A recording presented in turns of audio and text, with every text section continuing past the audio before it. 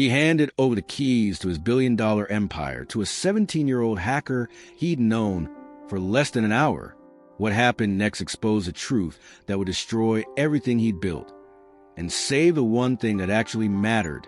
Richard Blackstone was the kind of man who commanded attention the moment he entered a room. At 45, he stood 6'2" with silver-streaked hair, perfectly styled, and steel-gray eyes that could freeze subordinates mid-sentence. His handmade Italian suits cost more than most people's cars, and his corner office on the 47th floor of the Blackstone Tower offered a view of the entire city sprawling beneath his feet. As CEO of Blackstone Industries, a tech conglomerate worth $12 billion, Richard controlled everything from social media platforms to artificial intelligence systems used by governments worldwide. But Richard had a secret that would have shocked anyone who knew his reputation as a ruthless businessman. He was completely, hopelessly lost when it came to technology. Despite running a tech empire, Richard couldn't so much as update his own phone without calling IT support. He relied entirely on his team of specialist assistants and security experts to manage the digital infrastructure that generated his fortune. Maya Chin was everything Richard wasn't. At 17, she was small and unassuming, with black hair that always seemed to be falling into her dark eyes, and an oversized hoodie that had seen better days. She lived in a cramped studio apartment with her grandmother in Chinatown, working part-time at an electronics repair shop while finishing high school. But Maya possessed a gift that made her more dangerous than any corporate spy. She could break into any computer system ever created, and she did all from a laptop held together with duct tape and determination. Maya's reputation in underground hacking circles was legendary. She went by the handle Ghost_Girl and had never been caught, traced, or identified by any law enforcement agency.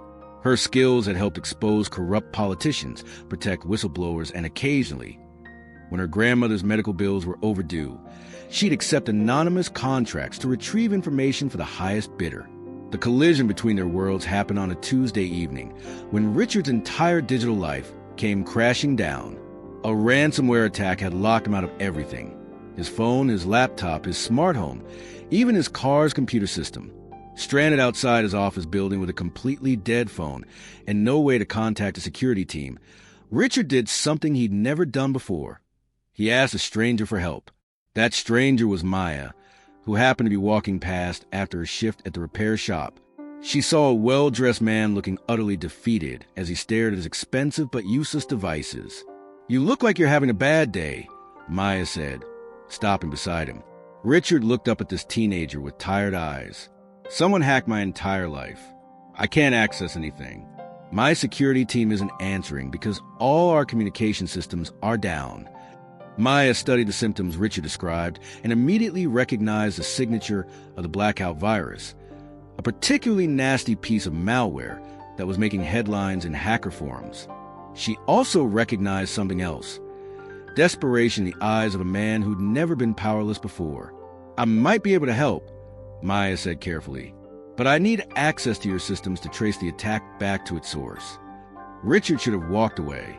Every security protocol he'd ever learned screamed against trusting a random teenager with sensitive information. But panic makes people do irrational things, and Richard was facing potential collapse of his entire empire. "What would you need?" he asked. Maya looked at him with surprise. She'd expected him to laugh or call security. "I'd need your passwords. All of them. Complete access to trace how the attack penetrated your systems." In a moment of desperation that would haunt him for weeks, Richard made a decision that defied every business instinct he'd ever developed. He took Maya to his office, bypassed his own security by letting her piggyback on his biometric access, and sat down to give her every password, security code, and access credential he possessed. Bank accounts, social media, corporate systems, personal files, everything, Richard said, watching Maya's fingers fly across her keyboard as she absorbed information faster than should have been humanly possible.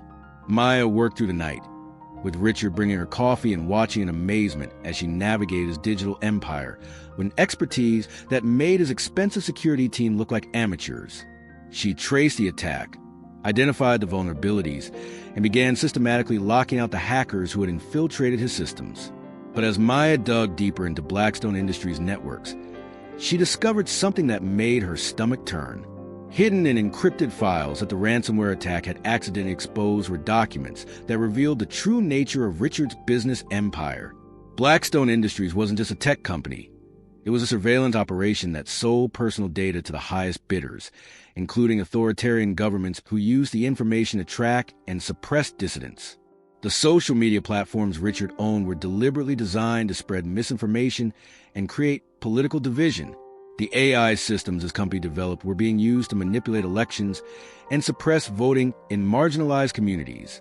Maya stared at the evidence of systematic corruption and realized she was looking at one of the most destructive tech empires in modern history.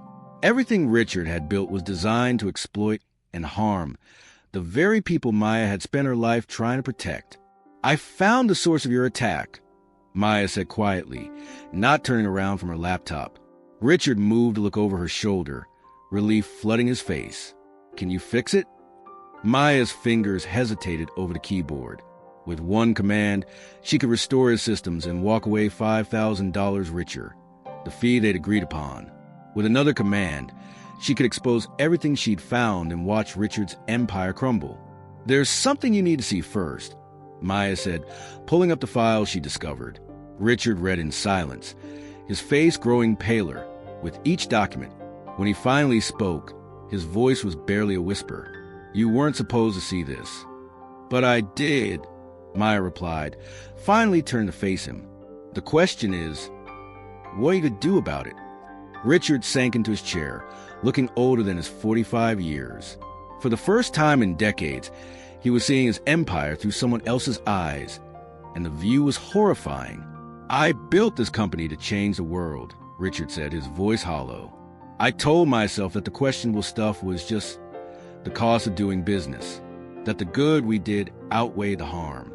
Maya watched him carefully. She'd exposed corrupt executives before, but she'd never seen one genuinely grapple with the consequences of their actions. "The people whose data you sold, they're not abstract numbers on a spreadsheet," Maya said. "They're real people whose lives were destroyed because you made it profitable to hurt them." Richard was quiet for a long moment, staring out at the city lights below his office window.